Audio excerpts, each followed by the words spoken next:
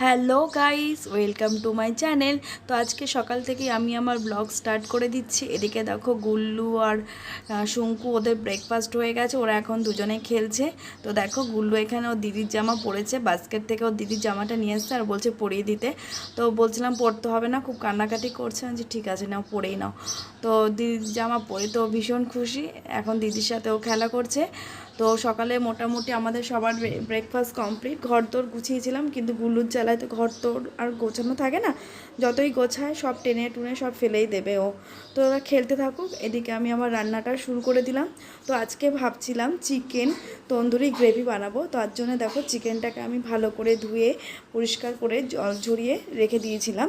তারপরে দেখো এখানে পেঁয়াজ, টমেটো, রসুন, আদা, কাঁচা লঙ্কা আর আলু খোসা আমি ছাড়িয়ে ভালো করে ধুয়ে সব কেটে কুটে আমি সব আলাদা করে আমি রেখে দিয়েছি।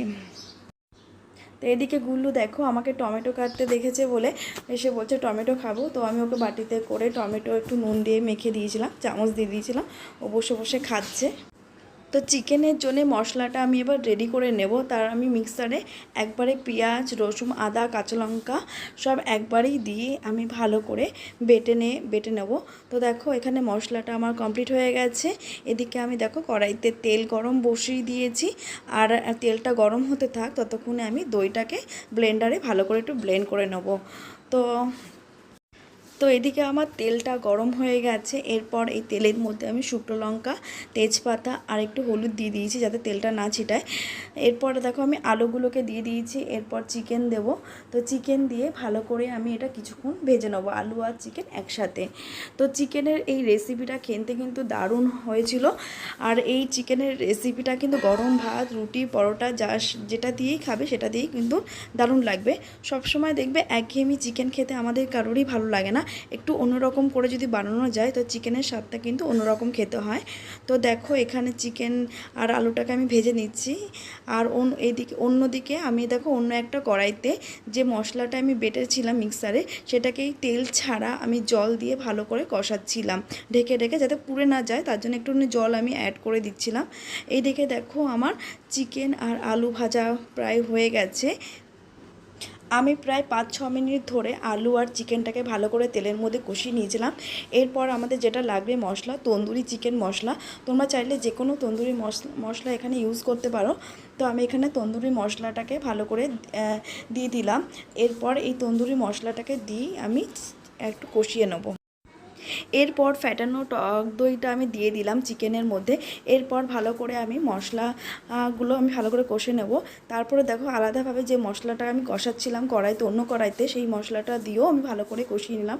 এরপর নুন হলুদ আমি অ্যাড করে দিলাম স্বাদ মতন।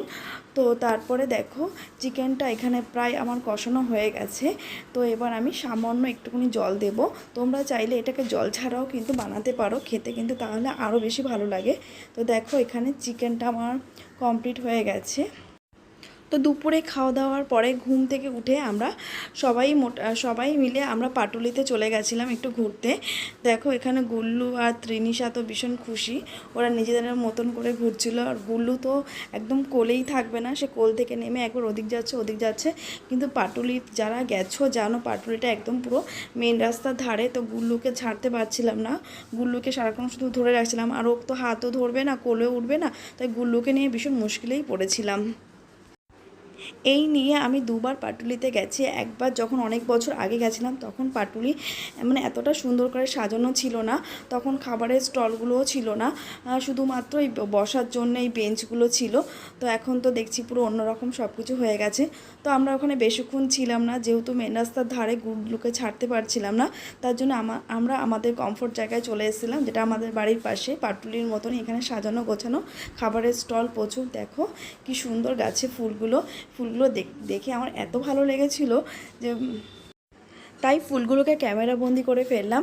আর এই ফুলগুলো না সারা গাছে শুধু এই ফুলই, কোনো পাতা দেখা যাচ্ছিল না। তো আমরা এখানে লালকায় চলে এসেছিলাম। তো লালকায় চলে এসে আমরা চিকেন মোমো নিয়েছিলাম। তো এখানে আমরা তিনজনে মিলে খাচ্ছিলাম, আমাদের সাথে গুল্লোও খাচ্ছিল। তো তো আজকে সারাদিনে এই ব্লগটা তোমাদের কেমন লাগলো অবশ্যই কমেন্ট বক্সে আমাকে জানিও। আর ভালো লাগলে আমাদের চ্যানেলটিকে সাবস্ক্রাইব করে আমাদের পাশে থেকো। আর হ্যাঁ, চিকেনের রেসিপিটা কিন্তু বানাতে ভুলো না, বাড়িতে অবশ্যই ট্রাই করো চিকেনটা।